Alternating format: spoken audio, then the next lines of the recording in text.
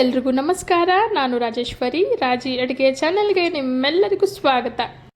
ಇವತ್ತಿನ ವಿಡಿಯೋಲಿ ಒಂದೊಳ್ಳೆ ಸೂಪರ್ ಹೆಲ್ದಿಯಾದ ಡ್ರಿಂಕನ್ನು ಹೇಗೆ ಮಾಡೋದು ಅಂತ ತೋರಿಸ್ಕೊಡ್ತೀನಿ. ಒಳ್ಳೆ ಕೂದಲನ್ನು ಪಡೆಯೋದಕ್ಕೋಸ್ಕರ ನೀವು ಹಲವಾರು ಶಾಂಪುಗಳನ್ನು, ಹಲವಾರು ರೀತಿಯ ಎಣ್ಣೆಗಳನ್ನು ಯೂಸ್ ಮಾಡಿ ಸಾಕಾಗಿದೆಯಾ? ಹಾಗಿದ್ರೆ ಈ ಸ್ಮೂತಿಯನ್ನು 15 ದಿನ ಕಂಟಿನ್ಯೂಸ್ ಆಗಿ ಕುಡಿಯೋದ್ರಿಂದ ಅದ್ಭುತ ರಿಸಲ್ಟನ್ನು ನೀವು ನೋಡಬಹುದು.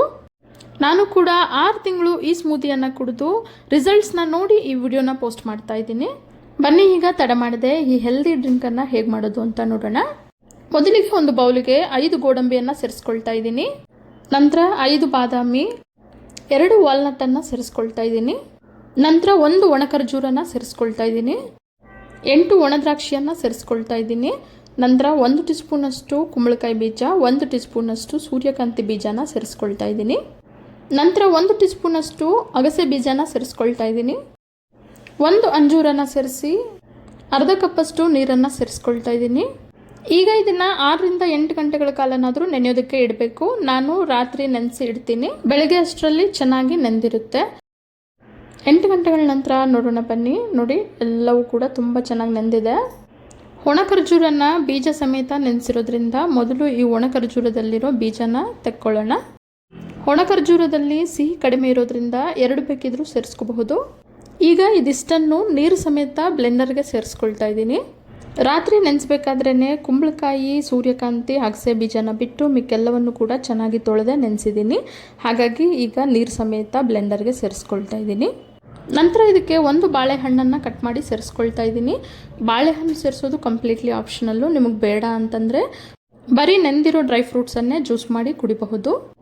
ಬಾಳೆಹಣ್ಣೆ ಸೇರಿಸ್ಬೇಕು ಅಂತೇನಿಲ್ಲ. ಬಾಳೆಹಣ್ಣು ಬದಲಿಗೆ ಕ್ಯಾರೆಟ್ ಅಥವಾ ಆ್ಯಪಲ್ ಆದರೂ ಸೇರಿಸಿ ರುಬ್ಕೋಬಹುದು.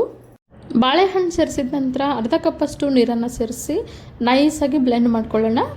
ಈ ಸ್ಮೂದಿಗೆ ಬಾಳೆಹಣ್ಣನ್ನು ಸೇರಿಸೋದ್ರಿಂದ ಬ್ರೇಕ್ಫಾಸ್ಟನ್ನು ಕೂಡ ಸ್ಕಿಪ್ ಮಾಡ್ಕೋಬಹುದು. ಈ ಸ್ಮೂದಿಯನ್ನು ಕುಡಿದ ನಂತರ 1 ಅಥವಾ 2 ಗಂಟೆಗಳ ನಂತರ ಹಸಿವು ಅನಿಸಿದ್ರೆ ಮಾತ್ರ ಲೈಟಾಗಿ ತಿಂಡಿಯನ್ನು ತಿನ್ಕೋಬಹುದು, ಅಥವಾ ಡೈರೆಕ್ಟಾಗಿ ಮಧ್ಯಾಹ್ನ ಊಟನೇ ಮಾಡ್ಕೋಬಹುದು. ಪ್ರತಿದಿನ ಬೆಳಗ್ಗೆ ಇದನ್ನು ಕುಡಿಯೋದ್ರಿಂದ ಬರೀ 15 ದಿನದಲ್ಲಿ ನೀವು ರಿಸಲ್ಟ್ಸನ್ನು ನೋಡಬಹುದು. ಮೇಲೆ ಸಣ್ಣ ಕೆಚ್ಚಿರೋ ಪಿಸ್ತಾನ ಸೇರಿಸಿ ಗಾರ್ನಿಷ್ ಮಾಡ್ಕೊಳ್ತಾ ಇದ್ದೀನಿ.